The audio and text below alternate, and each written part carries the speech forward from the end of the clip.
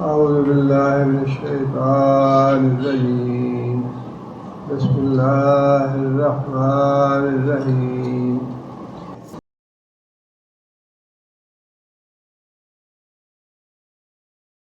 آگے سورہ انعام ہے. انعام کا معنی مویشی ہے، اور چونکہ مویشیوں کی حلت و حرمت کے مسائل ہیں اس سورہ میں، اس لیے اس کا نام جو ہے وہ انعام رکھا گیا ہے. اس کے فضائل میں سے ایک فضیلت تو یہ ہے کہ مکی زندگی میں یہ نازل ہوئی، اور یہی ایک واحد صورت ہے جو مکہ میں مکمل صورت میں نازل ہوئی.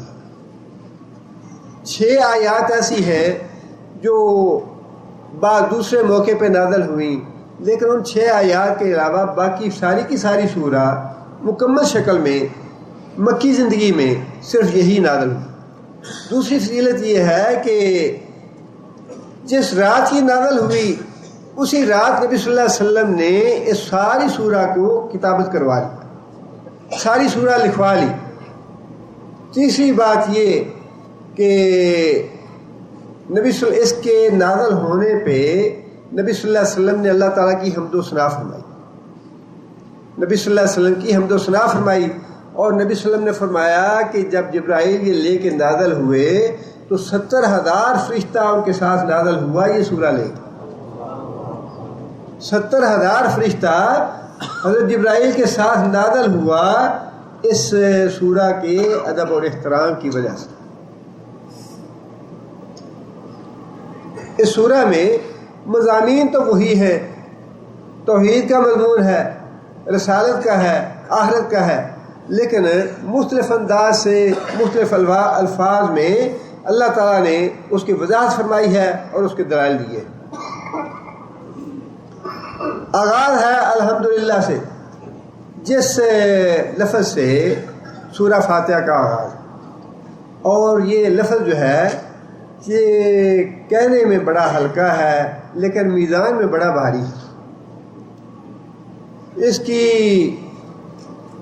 اہمیت اور فضیلت جو ہے، چونکہ یعنی یہ ممکن بھی نہیں ہے کہ ہم اس کا صحیح تصور کر سکیں، یہ ممکن بھی نہیں، لیکن جو باتیں قرآن و حدیث میں ہیں ان کے حوالے سے کچھ اندازہ ہو جاتا ہے کہ اللہ تعالیٰ کو یہ کلمہ کتنا محبوب.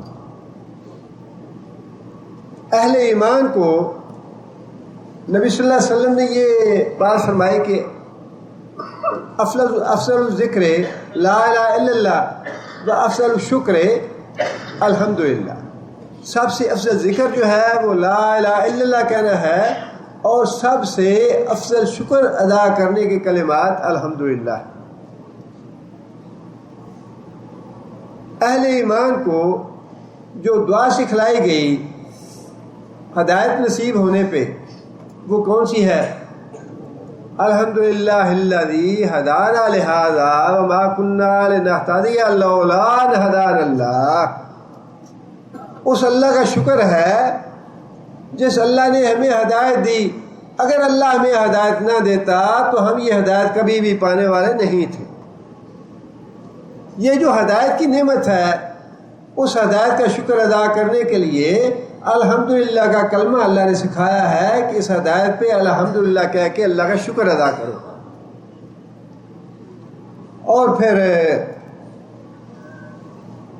قیامت کے دن جب انسانوں کے مقدمات کا فیصلہ ہو جائے گا، اللہ فرماتے ہیں فَقُضِيَ بَيْنَهُمْ بِالْحَقِّ وَقِيلَ الْحَمْدُ لِلَّهِ رَبِّ الْعَالَمِينَ.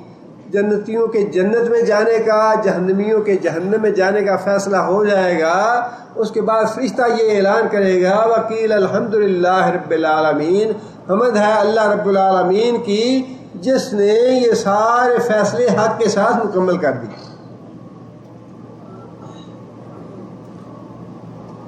اور جب جنتی لوگ جنت میں جائیں گے تو کیا کہیں گے؟ وَسِيقَ الَّذِينَ اتَّقَوْا رَبَّهُمْ إِلَى الْجَنَّةِ زُمَرًا.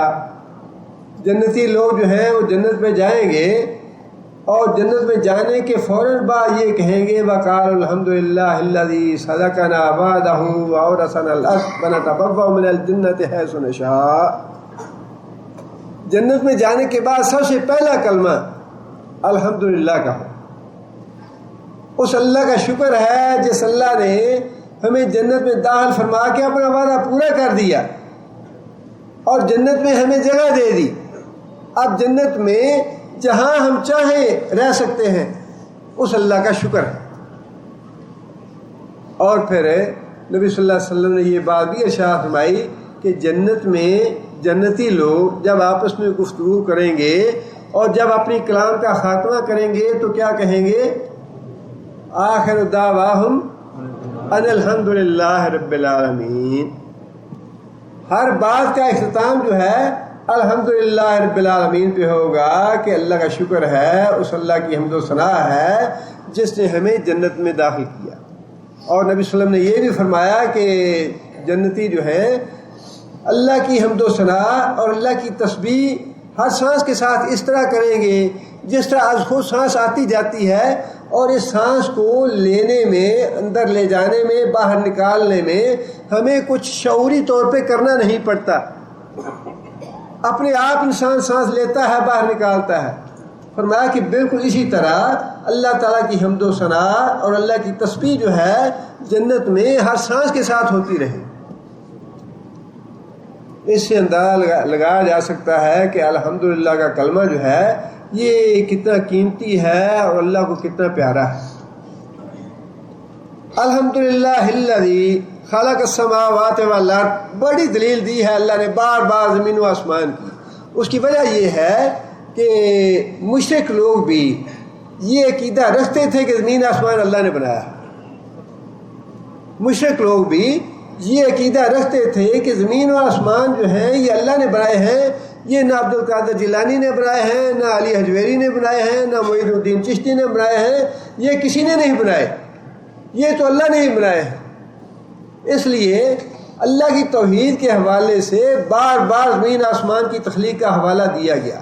اور ایک کافر اور مشرک جو ہے یہ تو جب قرآن پڑھے تو قرآن ہمیں سکھاتا ہے، قرآن بتاتا ہے، قرآن بار بار دہراتا ہے ان باتوں کو کہ بیوقوف لوگوں سوچو ان باتوں پہ۔ یہ تمہارا آسمان جو جب سے تم پیدا ہوئے دیکھ رہے، لیکن یہ سوچو تو صحیح ہے بنایا کس نے؟ یہ آج بنا ہوا ہے، صدیوں سے بنا ہوا ہے، جب سے پیدا ہوئے دیکھ رہا ہے، یہ سوچنے کی کیا ضرورت ہے کہ کس نے بنایا ہے؟ یہ تو قرآن جھنجھوڑتا ہے کہ نہیں سوچو۔ یہ ٹھیک ہے جب سے تم پیدا ہوئے تم زمین کو بھی دیکھ رہے ہو، تم پانی کو دیکھ رہے ہو، تم پہاڑوں کو دیکھ رہے ہو، تم آسمان کو دیکھ رہے ہو، یہ بات درست ہے، لیکن اللہ فرماتے ہیں کہ یہ بھی سوچو کہ یہ بنائے کس نے؟ یہ عقل تمہیں اسی لیے دی ہے، اس اللہ کا شکر ادا کرو جس نے زمین آسمان بنائے ہیں۔ والارض، زمین، وجعل الظلمات والنور، اور بنایا تاریکیوں کو اور روشنی کو، ثم الذین کفروا بربہم یعدلون۔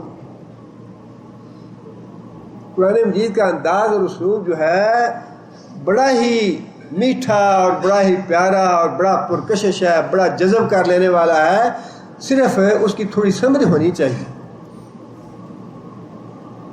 زمین و آسمان کا نام لیا، اس کے بعد کس چیز کا؟ تاریکیوں کا اور روشنی کا۔ تاریکی اور روشنی کس سے بنتی ہے؟ سورج سے۔ سورج کا ذکر اپنے آپ آ گیا اس میں۔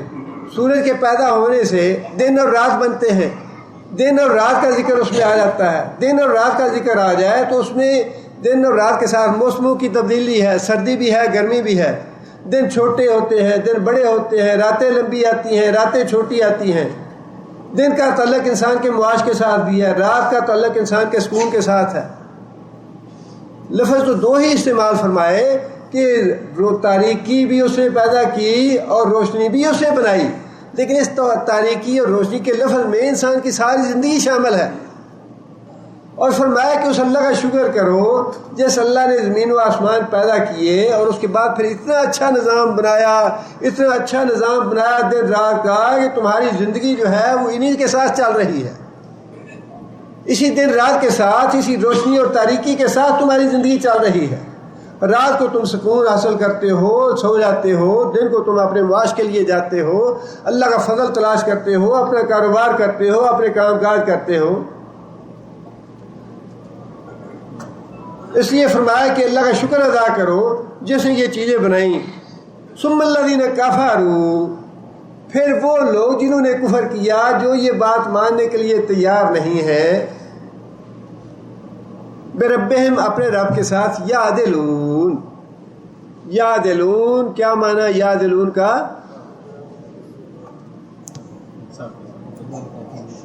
اپنے رب کے ساتھ عدل کرتے ہیں۔ عدل تو بڑی خوبی کی بات ہے، عدل کا تو حکم دیا، اعدلوا، عدل کرو۔ لیکن جب اللہ کے لیے یہ لفظ آئے گا، اللہ کی برابری کوئی نہیں کر سکتا۔ اللہ کی برابری کرنا جو ہے وہ تو بہت بڑا کبیرہ گناہ ہے۔ یعدلون کا لفظ جو ہے یہاں شرک کے معنوں میں استعمال ہوا۔ عدل کا لفظ جب اللہ کے لیے اس طرح استعمال ہوگا تو وہ کن معنوں میں ہوگا؟ شرک کے معنوں میں۔ اپنے رب کے ساتھ یشرکون کا لفظ بھی آتا ہے، شرک کرتے ہیں، بار بار وہ لفظ استعمال کیا، لیکن یہ لفظ بھی کئی بار استعمال ہوا ہے یعدلون کا، کہ مشرک لوگ جو ہیں، کافر لوگ جو ہیں، اللہ کے ساتھ برابری کرتے ہیں، برابر بناتے ہیں دوسروں کو۔ اب جو بھی آدمی کوئی عیسیٰ علیہ السلام کو اللہ کا شریک ٹھہراتا ہے تو وہ اللہ کی برابری کے برابر لے آتا ہے اس کو۔ اگر کوئی عبد القادر جیلانی کو اللہ کا شریک ٹھہراتا ہے تو اس کا مطلب یہ ہے کہ وہ اللہ کے برابر لے آتا ہے عبد القادر جیلانی رحمۃ اللہ علیہ۔ اس لیے عدل کا لفظ استعمال فرمایا۔ اب اللہ نے یہ بات اس لیے ارشاد فرمائی کہ تم یہ تو مانتے ہو کہ زمین آسمان اللہ نے بنایا، سورج اور چاند اللہ نے بنائے، دن اور رات اللہ نے بنایا، یہ ساری چیزیں تم مانتے ہو، اور یہ ماننے کے باوجود تم لوگ اللہ سے شرک کرتے ہو۔ اگرچہ وہ شرک ہے دوسری باتوں میں، شرک فی العبادت ہے وہ، لیکن وہ بھی اتنا ہی بڑا شرک ہے جتنا اللہ کی الوہیت میں یا ربوبیت میں شرک ہے، یا اللہ کی صفات میں شرک ہے۔ آگے فرمایا کہ هو الذی خلقکم، وہ ذات جس نے تمہیں پیدا کیا۔ پہلے کس کا ذکر تھا؟ پہلے پوری کائنات کا ذکر تھا۔ پہلے اللہ تعالیٰ نے کائنات کی تخلیق کا حوالہ دیا کہ اللہ نے پوری کائنات کو بنایا ہے، اس کے ساتھ کسی کو شریک نہ بناؤ۔ اب دوسری مثال اللہ نے فرمائی کہ اگر تم اتنے بیوقوف ہو گیا ہو، اگر اتنے عقل کے اندھے ہو گیا ہو، آسمان کی طرف تمہاری توجہ نہیں جاتی، زمین کی طرف تمہاری توجہ نہیں جاتی، تو پھر کم از کم اپنی ذات کے بارے میں سوچو۔ تمہاری اپنی ذات کہاں سے آئی؟ تم کہاں سے آ گئے؟ اللہ فرماتے ہیں کہ هو الذی خلقکم، تمہیں بھی اللہ نے ہی پیدا کیا ہے۔ جس اللہ نے زمین اور آسمان کو پیدا کیا، اسی اللہ نے تمہیں بھی پیدا کیا، اور فرمایا کہ من طین، پیدا بھی مٹی سے کیا، کسی اکڑ اور غرور میں نہ آ جانا، پتہ نہیں سونے سے بنایا ہے یا پتہ نہیں بڑی کسی قیمتی شے سے بنایا، انتہائی ذلیل اور پیروں میں آنے والی چیز سے بنایا ہے تمہیں۔ ہر وقت انسان اس کے اوپر چلنے والا ہے۔ اگر تھوڑی سی بھی عقل ہو تمہارے اندر تو عقل اور تکبر کی بات تمہارے ذہن میں نہیں آنی چاہیے۔ پہلا انسان جو تھا اس کو اللہ تعالیٰ نے یہ عزت دی کہ اپنے ہاتھوں سے مٹی لی، اس مٹی کا انسان بنایا، اور اس میں اپنی روح جو ہے وہ پھونکی، اور روح پھونکنے سے اللہ تعالیٰ کے حکم سے اس میں جان پیدا ہو گئی، آدم علیہ السلام بن گئے۔ اور اس کے بعد پھر آگے نسل انسانی کا سلسلہ شروع ہو گیا، چونکہ ابتدا جو ہے وہ مٹی سے شروع ہوئی، اس لیے فرمایا کہ مٹی سے تو ہم نے تمہیں پیدا کیا ہے۔ ثم قضى اجلا، پوری زندگی کا اللہ تعالیٰ نے، یہ معجزہ ہے قرآن مجید کا، کتنے لفظ ہے یہ۔ انسان لکھنے والے ہم جیسے جو نالائق قسم کے لوگ ہیں، لکھتے رہتے ہیں، کتابیں بھر دیتے ہیں، اور یہ پتہ نہیں چلتا کہ لکھنے والا کہنا کیا چاہتا ہے، اپنی بات ہی نہیں پوری ہوتی، گھنٹہ 4 گھنٹے ضائع کر دیتے ہیں لوگوں کے تقریریں کرنے میں، اور سمجھ نہیں آتی کیا کہنا چاہتے ہیں۔ اللہ تعالیٰ نے انتہائی مختصر سی 4-5 الفاظ میں انسان کی ساری زندگی کو سمو دیا۔ صرف ایک آیت ہے چھوٹی سی، ایک آیت میں اللہ تعالیٰ نے انسان کی ساری زندگی کا قصہ بھر دیا ہے۔ اگر انسان سوچنے والا، اگر انسان میں عقل ہو، شعور ہو، اور اگر انسان کو غور و فکر کرنے کی عادت ہو یا اس میں صلاحیت ہو، اس ایک آیت میں اللہ تعالیٰ نے ساری زندگی بھر دی ہے۔ ایک تو یہ کہ بھائی ہم نے تمہیں مٹی سے پیدا کیا ہے، اپنی ابتدا کو نہ بھولنا، اور اگر تم اس کے بعد دیکھنا چاہتے ہو، اس کے بعد بھی ہم نے تمہیں اتنے گندے اور حقیر پانی سے پیدا کیا ہے کہ اس کا تم نام بھی لینا پسند نہیں کرتے، بدبودار حقیر ذلیل پانی سے پیدا کیا ہے۔ اپنی پیدائش کو نہ بھولو،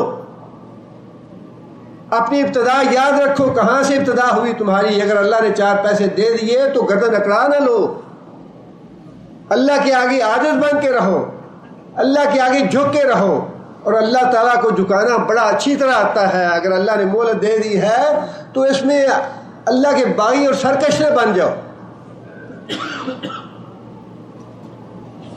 فرمایا کہ اپنی ابتدا کو یاد رکھو، تمہاری ابتدا کہاں سے ہوئی، گندے اور حقیر پانی سے پیدا ہوئے یا پھر مٹی سے پیدا ہوئے جو نیچے گرنے والی ہے، نیچے قدموں کے آنے والی ہے، اس مٹی سے پیدا ہوئے ہو۔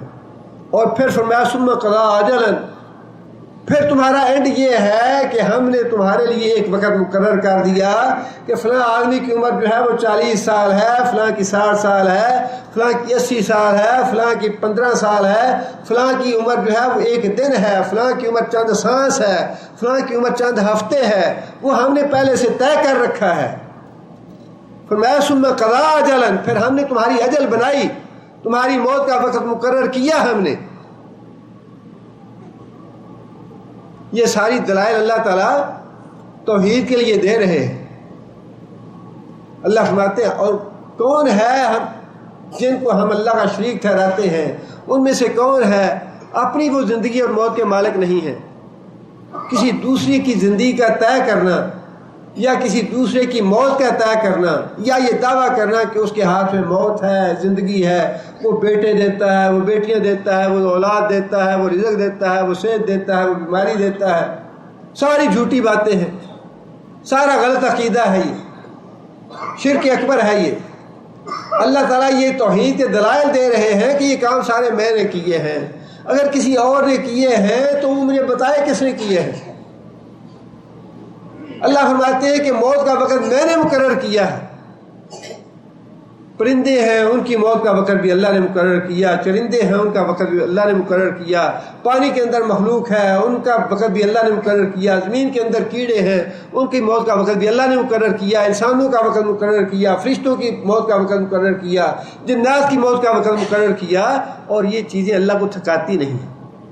وَلَا يَئُودُهُ حِفْظُهُمَا، زمین و آسمان کے جو معاملات ہیں یہ معاملات اللہ کو تھکاتے نہیں ہیں، اللہ ہی سارے یہ کام کر رہے ہیں، اور کوئی ذات ہے۔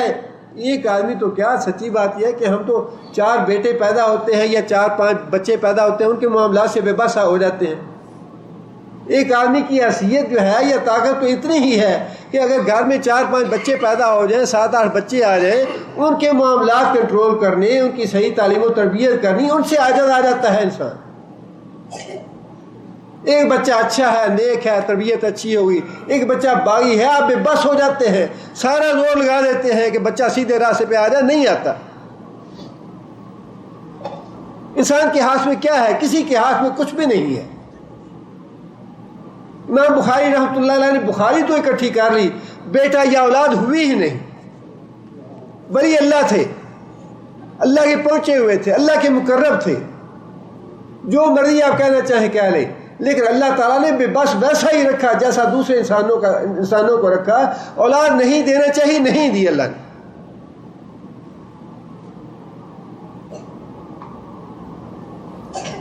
فرمایا کہ ثم قضى اجلا، پھر ہم نے لوگوں کی موت کا وقت مقرر کیا، وَأَجَلٌ مُّسَمًّى عِندَهُ، اور اللہ فرماتے ہیں ایک اور اجل بھی ہم نے مقرر کی ہوئی ہے۔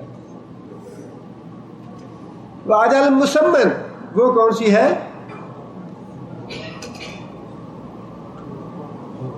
2 اجل ہے، ایک انسان کی موت اور دوسری اجل ہے قیامت۔ اللہ فرماتے ہیں کہ وہ بھی ہم نے مقرر کیا ہوا ہے وقت، اور اس وقت کا علم جو ہے وہ انبیاء کو بھی نہیں ہے۔ حضرت محمد صلی اللہ علیہ وسلم کو بھی اس کا علم نہیں ہے. وَيَقُولُونَ مَتَىٰ هَٰذَا الْوَعْدُ إِن كُنتُمْ صَادِقِينَ. بتاؤ کہ یہ وعدہ کب پورا ہوگا. قُلْ إِنَّمَا الْعِلْمُ عِندَ اللَّهِ. اے محمد صلی اللہ علیہ وسلم کہہ دیجئے انما العلم عند اللہ وما انا الا نذیر مبین. علم اس کا اللہ نے اپنے پاس رکھا ہے, کسی کو نہیں دیا. مجھے بھی پتا نہیں کب قیامت آئے گی.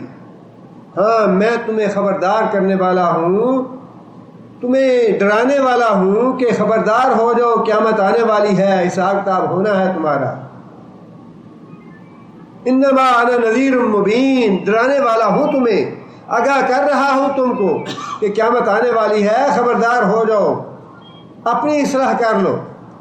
لیکن پتہ مجھے بھی نہیں ہے قیامت کب آئے گی. اللہ فرماتے ہیں کہ وہ بھی ہم نے مقرر کر رکھا ہے. اندہ, کیا مراد اندہ؟ علم اس کا اللہ کے پاس ہے. اللہ نے کسی کو علم دیا نہیں اس کا. ہمارے ہاں تو اللہ تعالیٰ معاف کرے, پیر تو پیر رہ گئے, ان کے بچے کیا ان کے کتے اور بلیوں کو بھی علم غیب ہوتا ہے. ایسا یہ بگڑا ہوا عقیدہ ہے. اور اللہ تعالیٰ معاف کرے, ہندو پاک میں تو بڑی ضرورت ہے عقیدہ. ہم ایسے لڑتے رہتے ہیں چھوٹے چھوٹے مسئلوں. میں اس لیے بار بار گزارش کرتا ہوں, اصل مسئلہ جو ہے جس پہ ساری زندگی کھپا دینی چاہیے وہ توحید کا مسئلہ ہے. ان مسئلوں پہ لڑنے کی ضرورت نہیں ہے. جی فلاں رفع دین کرتا ہے, فلاں نہیں کرتا, فلاں آمین کہتا ہے, فلاں نہیں کہتا. نہیں کہتا ہے نہ کہے, کہتا ہے کہے, کرتا ہے کرے, نہیں کرتا نہ کرے. جس وجہ سے جہنم میں لوگ جا رہے ہیں وہ ہم بھولے ہوئے ہیں. ہندوستان اور پاکستان میں تو ضرورت یہ ہے کہ ساری زندگی جا کھپا دے وہاں توحید کے لیے. قدم قدم پہ مزار, قدم قدم پہ مقبرے بنے ہوئے ہیں, قدم قدم پہ شرک گاہیں بنی ہوئی ہیں, درگاہیں بنی ہوئی ہیں, شرک کے اڈے بنے ہوئے ہیں,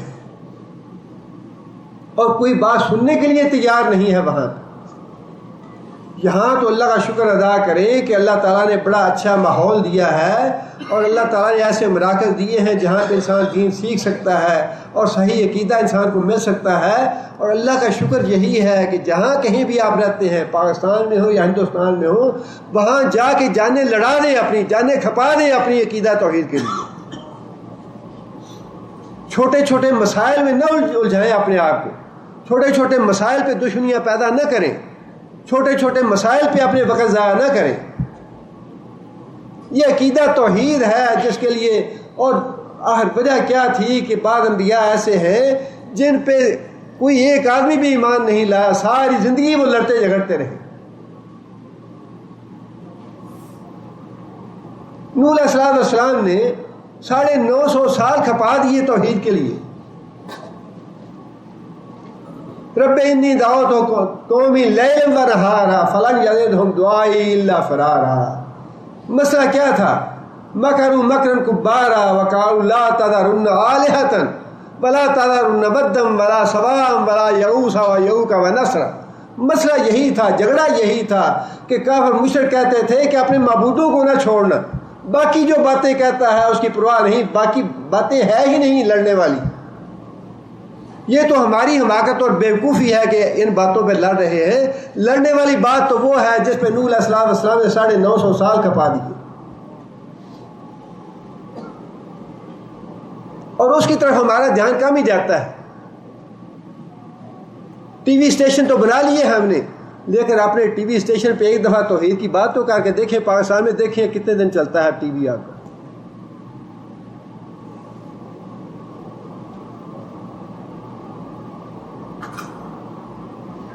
ٹھیک ہے اپنی اپنی سوچ ہے, لیکن مسئلہ تو یہی ہے.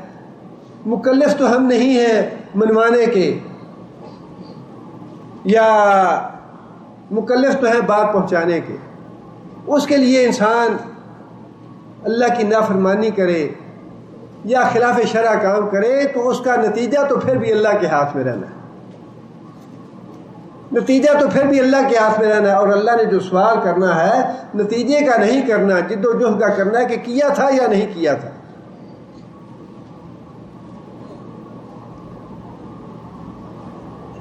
فرمایا کہ قیامت کا وقت جو ہے وہ بھی اللہ کے پاس ہے، اور وہ بھی اس سے پہلے سے مقرر کر رکھا ہے۔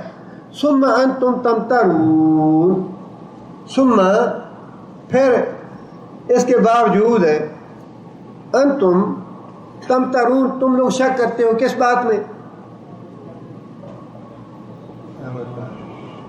قیامت کے آنے میں۔ جھگڑا تو ایک ہی تھا نا، نبی صلی اللہ علیہ وسلم کی جو رسالت کا معاملہ تھا، جتنے بھی لوگ ہیں ہر نبی کے زمانے کے، ان میں سے شاید کوئی اکا دکا آدمی ہو جو دل سے نبی نہ مانتا، بس سارے کے سارے دل سے جانتے تھے کہ یہ اللہ کا نبی ہے، مانتے تھے کہ یہ سچا ہے، یہ امین ہے، جو کچھ کہہ رہا ہے یہ بات ہونے والی ہے، یہ سچی بات ہے۔ ضد اور ہر درمی کی وجہ سے وہ ماننے کے لیے تیار نہیں تھے، لیکن جو بات شک میں ڈالنے والی تھی اور جس کے لیے واقعی انسان کو شیطان غالب آ جاتا ہے جس پہ، وہ تو تھی قیامت کا معاملہ کہ قیامت کب آئے گی۔ بار بار جو پوچھنا تھا اسی وجہ سے تھا کہ اگر واقعی ہے تو بتاؤ، اور پھر ہمارے باپ دادا جو مر گیا وہ کیوں نہیں اٹھتے، ان کو اٹھا کے دکھاؤ، ان کی قیامت یہ آ جائے تاکہ ہم مان لیں۔ یہ تھا جھگڑے والا اصل معاملہ کہ قیامت جو ہے وہ کیسے آئے گی، یہ کیسے ہوگا کہ ہم مر جائیں، مٹی ہو جائیں اور ہماری ہڈیاں ختم ہو جائیں، گوشت ختم ہو جائے تو پھر دوبارہ ہم پیدا ہو جائیں، یہ تو بات سمجھ میں نہیں آتی۔ اب اللہ تعالیٰ نے یہاں تو اس کے دلائل دیے اور آگے بھی اللہ تعالیٰ نے دلائل دیے اس کے، لیکن سورہ بنی اسرائیل میں اللہ تعالیٰ نے بڑے سخت انداز میں اس کا جواب ارشاد فرمایا ہے۔ اللہ فرماتے ہیں کہ کل کونوا حجارۃ او حدیدا، یہ جسم جو ہے یہ تو بڑا کمزور سا ہے نا، گوشت ہے، ہڈیاں ہیں، ایک ہتھوڑے کی مار نہیں سہ سکتا انسان، سر پہ ہتھوڑا جائے تو بس زندگی گئی انسان کی، بس اتنی زندگی ہے انسان کی، بڑا نرم سا ہے۔ اللہ فرماتے ہیں اگر تمہیں شک ہے قیامت کے آنے میں کہ اس انسان کو پیدا کرنا تو اللہ کے لیے بڑا مشکل ہوگا، اربوں انسان کھربوں انسان پیدا ہوئے، مر گیا، پتہ نہیں کہاں چلے گئے، کہاں مٹی ہو گئے، اللہ تعالیٰ کو اتنا علم ہوگا کہ فلاں فلاں آدمی کو میں نے پیدا کیا تھا، اور فلاں فلاں اس کے ذرے ہیں، اور فلاں فلاں اس کی ہڈیاں ہیں، فلاں فلاں اس کا گوشت ہے، اس کو پیدا کرنا ہے۔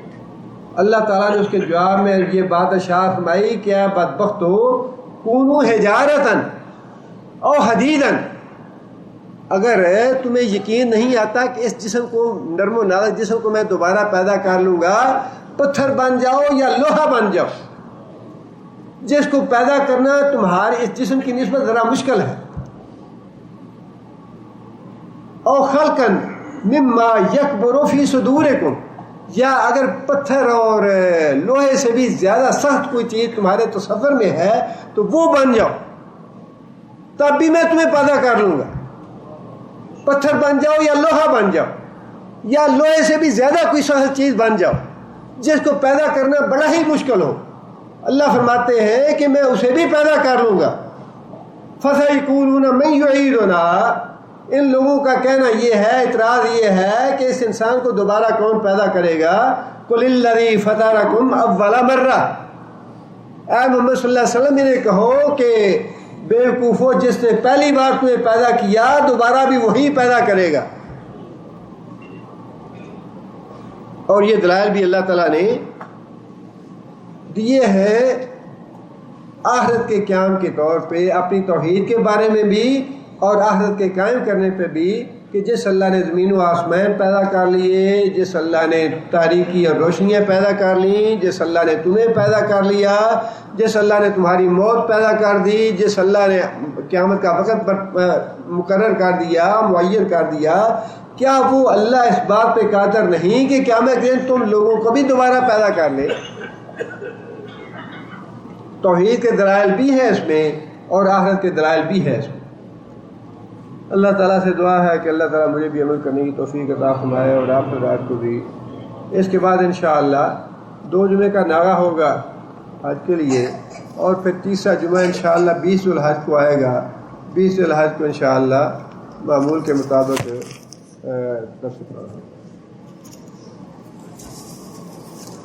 پچھلے درس میں ایک بھائی نے سوال کیا تھا معراج کے بارے میں کہ نبی صلی اللہ علیہ وسلم نے معراج کے موقع پہ انبیاء کو جماعت کرائی، تو تو کیا سارے انبیاء اکٹھے تھے؟ اصل بات یہ ہے کہ احادیث میں جو باتیں اس طرح کی آئی ہیں ان کے بارے میں ویسے تو علماء اپنی اپنی رائے دیتے ہیں. اس بارے میں بھی علماء کا اختلاف ہے کہ کیا وہ اجسام کے ساتھ انبیاء وہاں اکٹھے ہوئے یا یہ محض ارواح کا معاملہ تھا. اب یہ ساری چیزیں ایسی ہیں چونکہ واضح طور پہ قطعی طور پہ قرآن حدیث سے ہمیں کوئی بات نہیں ملتی، لہٰذا ان چیزوں میں اپنا وقت ضائع نہیں کرنا چاہیے. ایمان لانا واجب ہے، ایمان لانا چاہیے کہ ایسا ہوا، لیکن کیسے ہوا یا اس کی اصل حقیقت کیا تھی، ان باتوں کی قریز میں پڑھنے کی ضرورت نہیں. اور یہ اگر ایسی باتوں کی قریز میں پڑھیں گے تو بہت مشکل میں پڑ جائے گا. معراج کے موقع پہ نبی صلی اللہ علیہ وسلم نے حضرت بلال کو اپنے آگے چلتے ہوئے قدموں کی آواز سنی. حدیث ہے یہ. حضرت بلال تو اس وقت دنیا میں تھے. حضرت بلال معراج کے وقت دنیا میں تھے. نبی صلی اللہ علیہ وسلم نے اپنے آگے چلتے ہوئے ان کے جوتوں کی آواز سنی اور پھر پوچھا بھی کہ بلال مجھے بتاؤ تم کون سا ایسا عمل کرتے ہو، میں نے جنت میں تمہارے قدموں کی آواز سنی ہے. اب اس کے بارے میں کیا کہیں گے آپ؟ اسی طرح نبی صلی اللہ علیہ وسلم نے یہ بات ارشاد فرمائی کہ میں نے جہنم دیکھی اور جہنم میں عمر بن عامر خزائی کو میں نے جہنم میں دیکھا، اور یہ وہ آدمی تھا جس نے سب سے پہلے صاحبہ بت ایجاد کیا. اب نبی صلی اللہ علیہ وسلم نے اس کو جہنم میں دیکھا، لیکن ابھی تو وہ آدمی اس کی قبر تو دنیا میں تھی، ابھی تو وہ قبر میں پڑا ہے، مٹی میں ہے. وہ جہنم میں نبی صلی اللہ علیہ وسلم نے کیسے دیکھا؟ لیکن ان چیزوں پہ ایمان لانا واجب ہے، لیکن ان کی قریز میں نہیں پڑنا چاہیے کہ جس کو دیکھا کیا وہ جسم کے ساتھ تھا، روح کے ساتھ تھا، یا کیسا تھا معاملہ. اس سے جو سبق حاصل کرنا ہے وہ سبق حاصل کرے. اب یہ اصل چیز جو ہے وہ یہ ہے کہ ان سے یہ ہمیں معلوم ہوتا ہے کہ نبی صلی اللہ علیہ وسلم نے جہنم کو دیکھا، اور جو نبی صلی اللہ علیہ وسلم نے باتیں جہنم کی دیکھیں جن سے ڈرایا ان سے ڈر جایا جائے. یہ سبق حاصل کرنا ہے. اب اس کی بجائے ہم اس قریز میں پڑھے کہ وہ کیسا تھا، جسم تھا، روح تھی، کیسی تھی، وہ راستے سے ہٹ جانے والی بات ہے. اب نبی صلی اللہ علیہ وسلم کا انبیاء کی امامت کرانا، اسے سبق کیا ہے؟ اسے سبق یہ ہے کہ امام الانبیاء ہے نبی صلی اللہ علیہ وسلم. اسے جو سبق ملتا ہے وہ یہ ہے کہ نبی صلی اللہ علیہ وسلم امام الانبیاء ہے. اب یہ سبق ہمیں حاصل کرنا چاہیے کہ نبی صلی اللہ علیہ وسلم کی ذات مبارک کتنی افضل ہے، سارے انبیاء سے افضل ہے. یہ سبق ملتا ہے اس حدیث سے. اب یہ سبق حاصل کرنے کے بجائے ہم اس قریز میں پڑ جائیں کہ انبیاء کی ارواح تھی یا اجسام تھے، اسی میں وقت ضائع کرتے رہیں، یہ بات کرتے رہیں. اصل جو چیز ہے اس سے ہٹ جائے. لہٰذا جو اصل بات ہے جس سے ہمیں سبق حاصل کرنا چاہیے، جس کے لیے نبی صلی اللہ علیہ وسلم نے باتیں ارشاد فرمائیں، ان پہ توجہ رکھے، اور جو غیر ضروری باتیں ہیں ان باتوں میں رکھے. یہ بھائی نے لکھا ہے کہ سوال جواب کے دوران لوگ جو ہیں وہ پورے ذوق شوق سے جواب سنتے ہیں، ان سے تشفی ہو جاتی ہے، لیکن بعض دوست جو ہیں وہ درس کے دوران اس کو غیر ضروری سمجھتے ہوئے ناپسندیدگی کا اظہار کرتے ہیں اور دوسروں کو ڈسٹرب کرتے ہیں. درس سے قرآن ختم ہونے کے بعد جو سوال جواب کا مرحلہ ہے یہ درس قرآن کا حصہ نہیں ہے. جو صاحب جانا چاہیں وہ جا سکتے ہیں، لیکن جو سننے کے لیے بیٹھے ہیں انہیں ڈسٹرب کرنا یا وہاں بیٹھ کے بات چیت کرنی یا گفتگو کرنی تاکہ دوسرے جو ہیں وہ سمجھ نہ سکیں، تو یہ اچھا طرز عمل نہیں ہے. ہر آدمی کا حقوق ہے، جو اپنے ساتھی ہے اس کا بھی حق ہے، اور اس کا حق یہی ہے کہ جس بات سے اس کو کوئی کوفت ہو رہی ہے وہ بات نہ کی جائے. اور درس جب ختم ہو گیا اس کے بعد مطلوب نہیں ہے کہ آپ بیٹھے، جن کو جلدی ہو یا جنہیں کام ہو یا جنہیں دلچسپی نہ ہو وہ جانا چاہیں تو بڑی خوشی سے جا سکتے ہیں. ایک بھائی نے لکھا ہے کہ ان کی بیٹی کے لیے دعا کریں اور کچھ مشکلات ہیں، اللہ تعالیٰ کی مشکلات بھی آسان فرمائے، اور اللہ تعالیٰ کی بیٹی کو اچھی زندگی حیات طیبہ عطا فرمائے، اللہ تعالیٰ نیکی عطا فرمائے، اللہ تعالیٰ تقویٰ عطا فرمائے، دین کا علم عطا فرمائے۔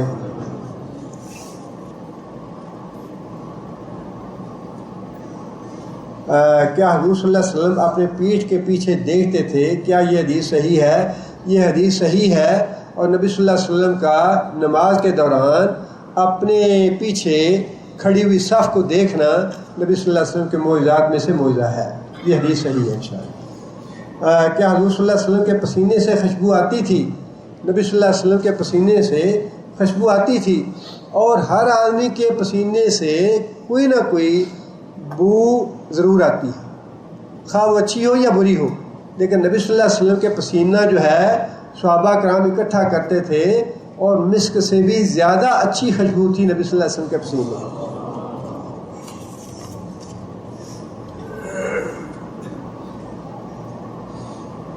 سعودی عرب آیا ہوں اور ابھی اقامہ بننا ہے، نیا آیا ہوں، حج کا ارادہ رکھتا ہوں، دعا کیجیے اقامہ جلد بن جائے۔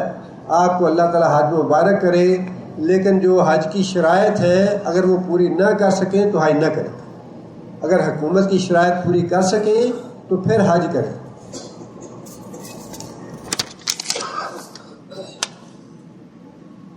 ایک بھائی ہے، انہوں نے لکھا ہے کہ ان کے دوست فوت ہو گئے ہیں، اللہ تعالیٰ کی مغفرت فرمائے اور اللہ تعالیٰ کے گناہ معاف فرمائے۔ ایک اور بھائی نے دعا کے لیے لکھا ہے، اللہ تعالیٰ کے لیے سہولت اور آسانی پیدا فرمائے۔ ایک بھائی نے لکھا ہے کہ وہ اپنی قربانی جو ہے وہ شام یا کسی دوسری جگہ بھجوانا چاہتے ہیں، تو کیا اپنی قربانی دوسری جگہ بھجوانا جائز ہے؟ شرعی مسئلہ یہ ہے، اگر ایک جگہ کی نسبت دوسری جگہ زیادہ ضرورت ہے قربانی کی تو انشاءاللہ بھجوانے میں کوئی حرج نہیں ہے، اور اس کا ثواب بھی اتنا ہی ہوگا جتنا آپ اپنے ہاں قربانی کریں گے، ثواب میں انشاءاللہ کمی نہیں ہے، اور ضرورت کے تحت کسی دوسری جگہ بھجوایا جا سکتا ہے۔ اور دعا کریں کہ اللہ تعالیٰ ہمارے مظلوم مسلمان بھائیوں کو ظلم سے نجات دلائے۔ پوری دنیا میں جہاں جہاں بھی کہیں مسلمانوں پہ ظلم ہو رہا ہے، اللہ تعالیٰ سارے مظلوم مسلمان بھائیوں کی مدد فرمائے اور سب کی پریشانی دور فرمائے اللہ تعالیٰ۔ ایک بھائی نے لکھا ہے کہ ان کی والدہ محترمہ بیمار ہیں، اللہ تعالیٰ شفا عاجلہ اور کاملہ عطا فرمائے انہیں۔ حضور صلی اللہ علیہ وسلم ٹوپی پہن کر نماز پڑھتے تھے یا بغیر ٹوپی؟ میں نے گزارش کی کہ ان مسائل میں حتی الامکان اپنا وقت ضائع نہ کریں۔ اگر آپ سنت پہ عمل کرنا چاہتے ہیں تو علم کی خاطر ضرور یہ دیکھیں کہ نبی صلی اللہ علیہ وسلم کا لباس کیسا تھا۔ نبی صلی اللہ علیہ وسلم کے لباس 24 گھنٹے کا جو لباس تھا اس میں ٹوپی شامل تھی، خواہ وہ چادر ہو یا کپڑا ہو یا ٹوپی ہو یا جیسی بھی چیز ہو، نبی صلی اللہ علیہ وسلم کے لباس میں شامل تھی، نماز میں بھی غیر نماز میں بھی۔ اصل مسئلہ غیر نماز کا ہے۔ آج کل ٹوپی کے بغیر رہنا یہ فیشن بن گیا ہے، یہ انگریزوں کی تقلید ہے، یہ مسلمانوں کی تقلید نہیں ہے، اور اتنی یہ غیر محسوس طریقے سے ہمارا زمانہ جو تھا، میری عمر کے جو لوگ ہیں وہ جانتے ہوں گے، جو اب 70 سال کی عمر کے قریب ہیں، ہماری بچپن میں تو یہ حال تھا کہ گاؤں میں گلی سے جب کوئی ننگے سر گزرتا تھا تو گاؤں کا جو چودھری یا نمبردار کہتا تھا کہ یہ فلاں کا بیٹا بدماش ہو گیا ہے، بغیر چادر کے بغیر کپڑے کے سر سے ننگے سر گزرتا ہے۔ اور پرانے جتنے بھی ادیب ہیں، رائٹر ہیں، شعراء ہیں، جن کی تصویریں، خواہ وہ ان کا عقیدہ کیسا تھا، وہ اپنے لباس میں ٹوپی شامل رکھتے تھے، ٹوپی پہنتے تھے۔ اس لیے اگر تو آپ سنت پہ عمل کرنا چاہتے ہیں تو سنت یہ ہے کہ نماز کے علاوہ بھی ٹوپی ساتھ پہ رکھیں، اور صرف نماز کے لیے ٹوپی پہننا، نماز کے بعد اٹھا کے اس کو پھینک دینا یا اتار دینا، یہ تو میری رائے ہے، میں اس کو مسئلہ تو نہیں کہتا، نہ ہی فتویٰ دیتا ہوں، بدتمیزی ہے، یہ اللہ کی گستاخی ہے، یہ اللہ کے ادب اور احترام کا۔ اب آپ نے دیکھا ہوگا کہ ڈاکٹر صاحب جب درس دینے کے لیے آتے ہیں کہتے ہیں چھوڑ دو دیوار چھوڑ دو، یہ وہ صرف قرآن مجید کے ادب کی خاطر کہتے ہیں، قرآن مجید کا ادب اور احترام اتنا ہونا چاہیے کہ بندہ لیزی ہو کے، ٹیک لگا کے، یا ادھر ادھر ہو کے، اٹینٹو ہو کے، چوکنا ہو کے، ادب کے ساتھ، احترام کے ساتھ بیٹھ کے پڑھے۔ اللہ کا بھی ادب اور احترام ہے، مسجد کا بھی ادب اور احترام ہے، قرآن مجید کا بھی ادب اور احترام ہے، اور یہ سارے ادب اور احترام مطلوب ہیں۔ اور یہ اللہ تعالیٰ کی اور مسجد کی بے ادبی اور گستاخی ہے کہ آپ مسجد میں جاتے ہیں تو ٹوپی پہن لی اور نکلتے ہی سر سے اتار پھینک، یہ کیا طریقہ ہے؟ نہیں پہنی تو نہ پہنو۔ اچھا، یہی معاملہ شلوار کا بھی ہے۔ بعض لوگ نماز پڑھنے کے لیے پانچے اونچے کر لیتے ہیں، نماز پڑھتے ہی مسجد کے اندر ہی نیچے کر لیتے ہیں ٹخنوں سے۔ یہ کیا بدتمیزی؟ اگر حکم پہ عمل کرنا ہے، اگر نبی صلی اللہ علیہ وسلم کی فرما برداری ہے، اور اگر حدیث پہ عمل کرنا ہے، تو پھر اس دھوکہ دہی کی یا نفاق کی یا اس جھوٹ اور فریب کی کیا ضرورت ہے؟ عمل کرنا ہے تو پوری طرح خلوص دل سے، سچے دل سے کرو۔ ھذا یوم ینفع الصادقین صدقہم، جو سچے دل سے عمل کرے گا اس کا عمل قبول ہو گیا قیامت کے دن۔ سچے دل سے عمل کرو۔ ٹوپی پہنی ہے تو سچے دل سے عمل کرو کہ نبی صلی اللہ علیہ وسلم کی سنت تھی، یہ نبی صلی اللہ علیہ وسلم کا لباس کا حصہ ہے یہ۔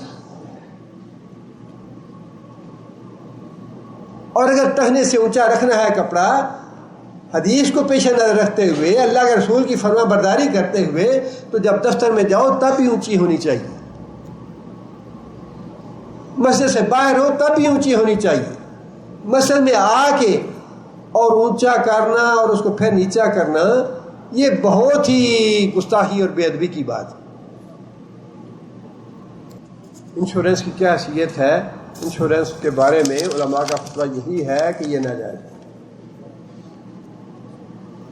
اقامت کے بغیر جماعت کر دی جائے تو کوئی حرج ہے تو کیا ہے؟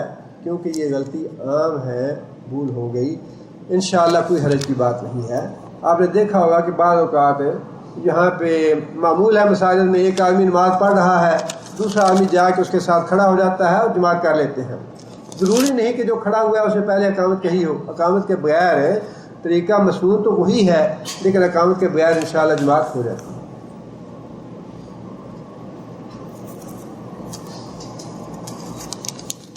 ہم نمازیں بھی پڑھتے ہیں، پھر بھی ٹیلی ویژن، موبائل، جھوٹ، کسی کا حق کھا جانا شکل میں، بات وہی ہے کہ یہ کبیرہ گناہ ہیں، اور قیامت کے دن ہماری نیکیاں بھی وزن کی جائیں گی اور ہمارے گناہ بھی وزن کیے جائیں گے۔ وہی بات ہے جو اللہ تعالیٰ نے فرمائی ہے، وَمَنْ ثَقُلَتْ مَوَازِينُهُ فَهُوَ فِي عِيشَةٍ رَاضِيَةٍ وَمَنْ خَفَّتْ مَوَازِينُهُ۔ کوشش یہ کریں کہ ہمارے بینک اکاؤنٹ میں جتنی بھی نیکیاں زیادہ جمع ہو سکیں، نیکیاں جمع ہوں، بھی گناہ کم سے کم ہوں، گناہ کم ہوں، تاکہ قیامت کے دن ہمارا میزان جو ہے وہ سلامت رہے۔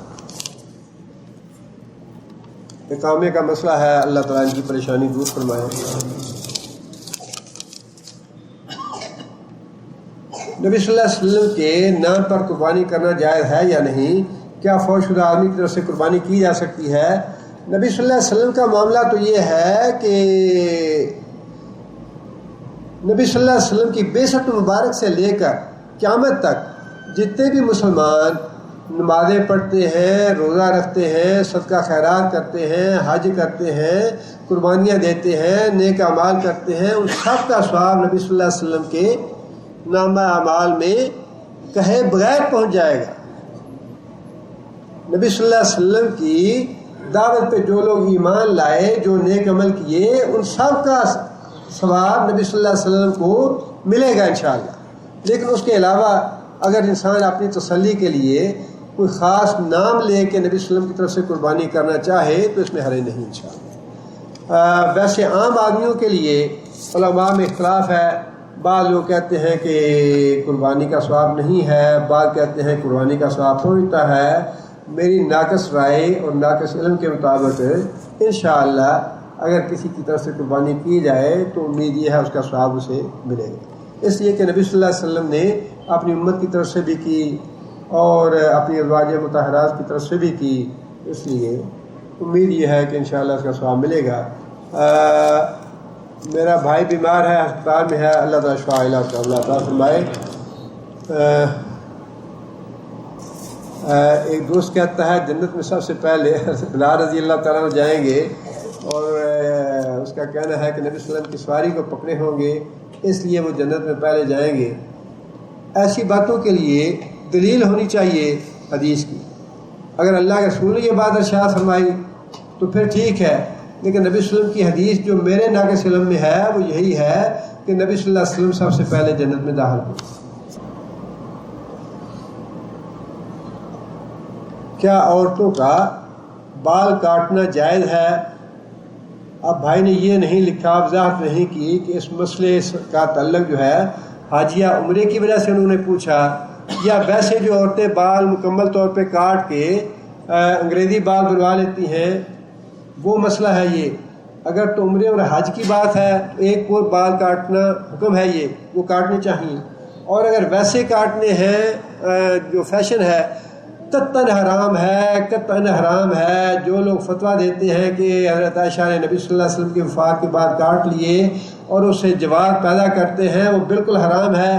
آج کل جو عورتیں بال کاٹتی ہیں، نہ نماز پڑھتی ہیں، نہ پردہ کرتی ہیں، خالص فیشن کے لیے کاٹتی ہیں، لیکن جواز لیتی ہیں مسلم شریف کی حدیث کا۔ یہ دوسرا ظلم ہے۔ ایک ظلم تو یہ ہے کہ وہ خلاف شرع کام کرنے والے ہیں، دوسرا ظلم یہ ہے کہ اس کا وہ دلیل جو ہے وہ شریعت سے لینا چاہتے ہیں۔ جس نے گناہ کرنا ہے وہ اپنی گور گردن پہ کر لے، وہ اچھا ہے، اس کا گناہ کم ہے، لیکن جب آپ اس کو قرآن اور حدیث سے ثابت کر کے کریں گے تو اور بھی زیادہ ظلم کریں گے، وہ گناہ اس کا وبال آپ برداشت نہیں کر پائیں گے۔ سورہ کہف جمعہ کے دن کس وقت پڑھنا چاہیے؟ وقت کا تعین کر کے لیے اپنے لیے مصیبت نہ بنائیں۔ حدیث یہ ہے کہ جمعے کے دن پڑھیں، جمعے کے دن صبح کے وقت پڑھ لیں، چاش کا وقت پڑھ لیں، جمعے کی نماز کے وقت پڑھ لیں، جمعے کے بعد پڑھ لیں، عصر کے وقت پڑھ لیں، مغرب کے وقت پڑھ لیں۔ اس کو وہ سورہ بنی اسرائیل والی گائے کا مسئلہ بنا کے اپنے لیے مصیبت نہ بنائیں، ایسے سوال نہیں کرنے چاہیے۔ جامع حدیث ہے جمعے کے دن 24 گھنٹے ہیں، یا اگر آپ اس کو اور محدود کرنا چاہتے ہیں 12 گھنٹے ہیں، 12 گھنٹے میں کبھی بھی پڑھ لیں۔ کیا ناخن کاٹنے سے وضو ٹوٹ جاتا ہے؟ میرے ناقص علم میں انشاءاللہ نہیں ٹوٹتا۔ کیا خون نکلنے سے وضو ٹوٹتا ہے؟ انشاءاللہ وضو نہیں ٹوٹتا۔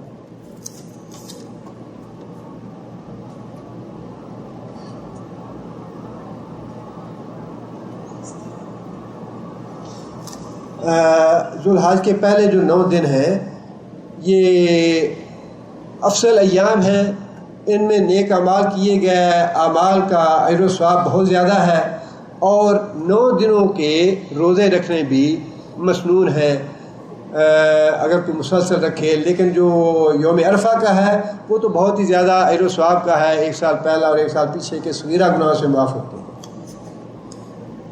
گوشت کا وزن کرنا کیسا ہے تاکہ یہ پتہ چلے کہ بکرا یا قربانی کا جانور کیسا تھا؟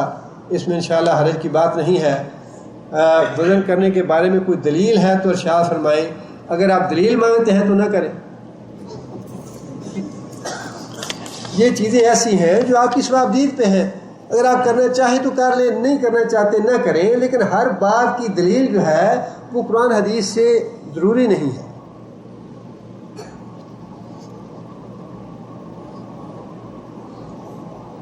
میں رنگ کی کمپنی میں کام کرتا ہوں، لیبل اونچا یعنی دھوکہ ہے، میری ملازمت کیسی ہے؟ یہ سوال میری سمجھ میں نہیں آیا۔ جس صاحب کا سوال ہے یہ وہ وضاحت کر کے اس کا جواب حاصل کر لیں۔ میں قرآن مجید حفظ کر رہا ہوں، اللہ تعالیٰ آپ کی مدد فرمائے، اور اللہ کی مدد کے بغیر یہ ہوتا بھی نہیں ہے۔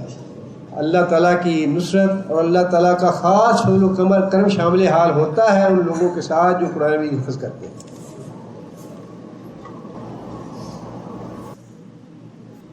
آفس کے برابر مسجد ہے مگر کفیل نماز کے ٹائم میں آفس لاک کر دیتا ہے کہ نماز آفس میں پڑھ لیں، فائدہ نہیں۔ ویسے مسجد میں جانا چاہیے، لیکن اس صورتحال میں اس کا وبال جو ہے وہ کفیل پہ ہے، جو مسجد میں وہاں نماز پڑھیں گے انشاءاللہ وہ بری ذمہ ہے۔